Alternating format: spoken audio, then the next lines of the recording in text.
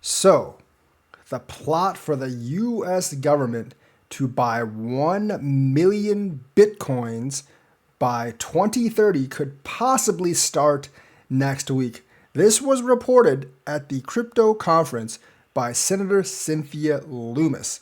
Now, to give you a perspective of how much Bitcoin the USA, the number one country in the world, would actually have, it would essentially have about as much Bitcoin as Michael Saylor's strategy company. That's right.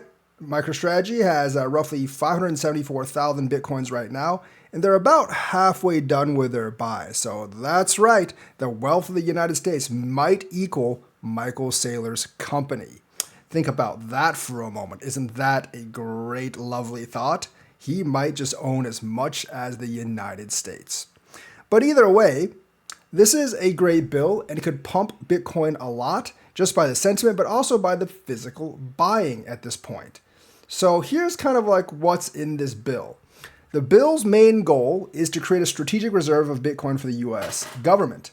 The US Treasury would purchase $1 billion Bitcoin over 5 years with budget neutral strategies.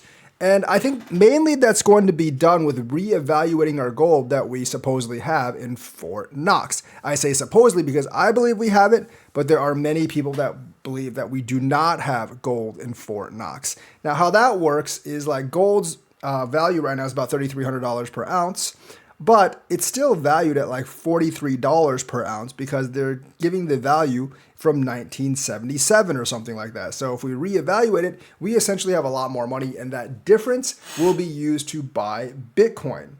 It would be held in a secure, decentralized, strategic Bitcoin reserve. I'm guessing cold storage, or it better be cold storage. And the Bitcoin would be held for at least 20 years unless used to retire federal debt. Our federal debt's like, what, $37 trillion?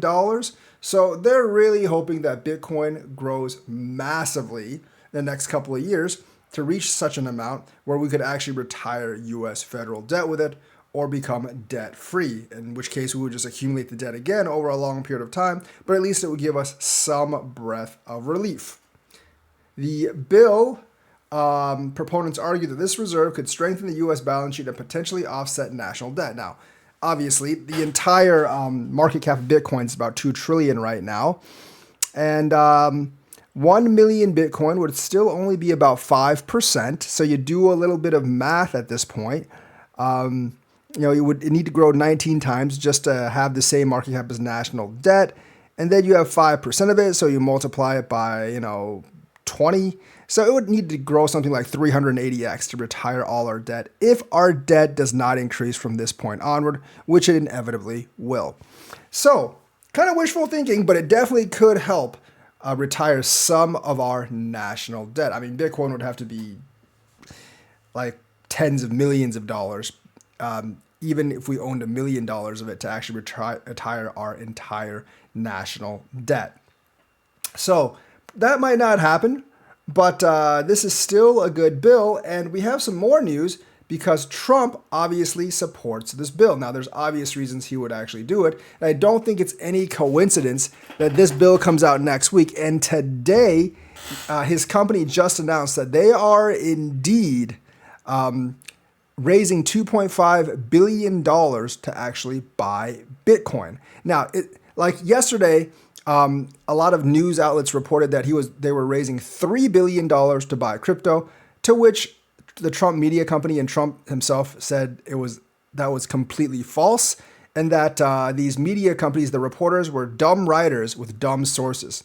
Unfortunately for Trump and his media company, it seems like those dumb writers with dumb sources were absolutely right on what his company was doing. So their sources were actually pretty good, and the fake news was actually real. The only difference is that instead of $3 billion raise, it was a $2.5 billion raise. So they did get the numbers slightly wrong, but it was fairly close in the ballpark.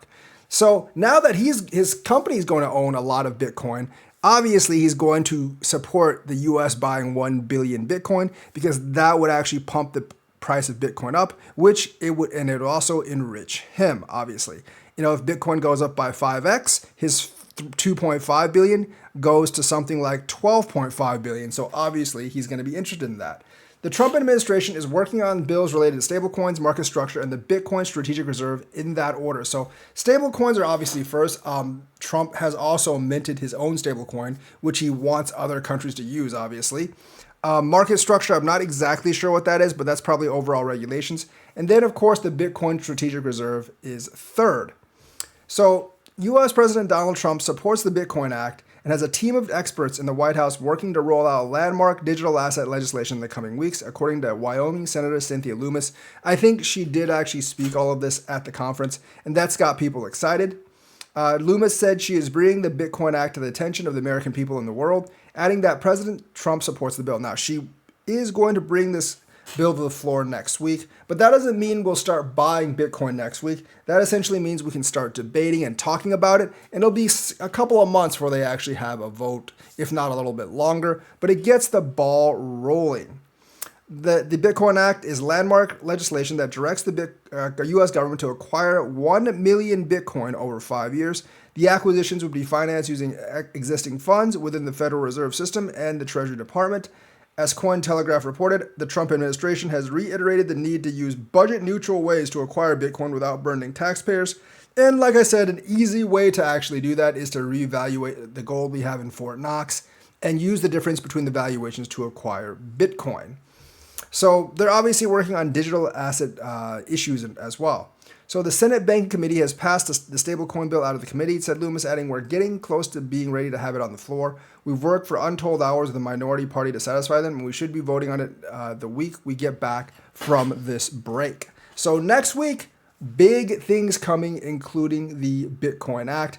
They think the Genius Act on stablecoins is going to pass. Maybe they actually do have that provision that prevents the president, Congress, and other high elected officials from like dabbling in stablecoins while they're in office or making their own stablecoin while they're in office, which I do think is necessary. But everything is moving along pretty fast. And this Bitcoin bill, I think, has me excited because you think about 1 million Bitcoins, 200,000 Bitcoins per year for 5 years. So it's a fairly long-term buy. And if you really look at, 200,000 Bitcoins a year, every 100 days, that's 2,000, like every day, that's literally like 2,000 Bitcoin or something like that. Well, no, not every day. Every day, that's like 600 Bitcoin, about 650 Bitcoin per day over 365 days. And even though that doesn't, like 600 something Bitcoin does not seem like much, if you're constantly buying that per day, that is significant pressure you actually put on the market in terms of Bitcoin rising. That, in addition to Michael Saylor, Semler Scientific, and a host of others, that's easy enough pressure to pull the price of the market price up, at least like enough to where we won't go for a serious dump. Because if we do go for a serious dump and you have 600 Bitcoin here buying from the government, you have another 300 or 400 from Michael Saylor per day.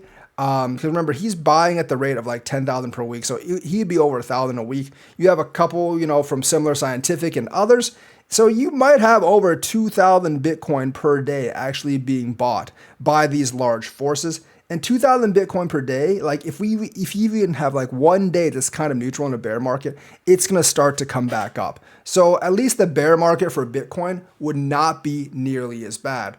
Obviously, I'm afraid of what that means for the altcoin market. Solana does have a buyer in Solana Strategy, which is basically a copy off of MicroStrategy for Solana. They're raising $1 billion to buy Solana, and that's going to be spread out over a couple of years. But since Solana is a much smaller coin than Bitcoin, that might affect Solana price. But the other coins, the other altcoins don't really have such buyers, so they might find it really, really hard to keep up. This is why I've said on live stream that this might actually be the one time that we get a Bitcoin bull run, but we don't really get altcoin bull runs because there's just not big buyers for the altcoins like there is for Bitcoin. And, so Bitcoin actually has a price floor because of the government, because of MicroStrategy, because of Semler Scientific, because of Metaplanet and a lot of others, whereas altcoins don't really have that floor. So, people are going to want to sell some altcoins into Bitcoin as well when the market gets bad. And I'm afraid that like Bitcoin dominance is going to grow to 70, 75%, maybe even 80% in the bear market. And we're going to start undoing a lot of the discussion of altcoins that we've actually been trying to work towards for the last several years. So kind of apprehensive of that, but I'm excited about like, the Bitcoin prospects. So like I definitely would not sell my Bitcoin right now. And I would actually start DCAing because there's so many big parties that are interested in buying this asset. And I do think it might actually be undervalued right now because of how much they're interested in and how much they're going to buy. Now, there's no promise that this Bitcoin Act is actually going to pass. I think they're going to have to work with several objections to it, and it's probably going to be changed in some way before it actually passes. But if it actually does pass and we use that gold kink to actually buy Bitcoin, this could be extremely, extremely profitable for the Bitcoin maxis. So I would definitely load up on some Bitcoin right now. Like have at least part of your portfolio in Bitcoin. And if you're a noob starting, have at least half your portfolio in Bitcoin if you're just a newbie. I think like as you get more experience, you can move more into altcoins. But having like half your portfolio in Bitcoin isn't actually a bad idea over the course of a cycle because Bitcoin is the most solid over multiple cycles. So that's the news for today. Let me know what you think. Like and subscribe, hit that bell notifications button. Thank you and have a nice day.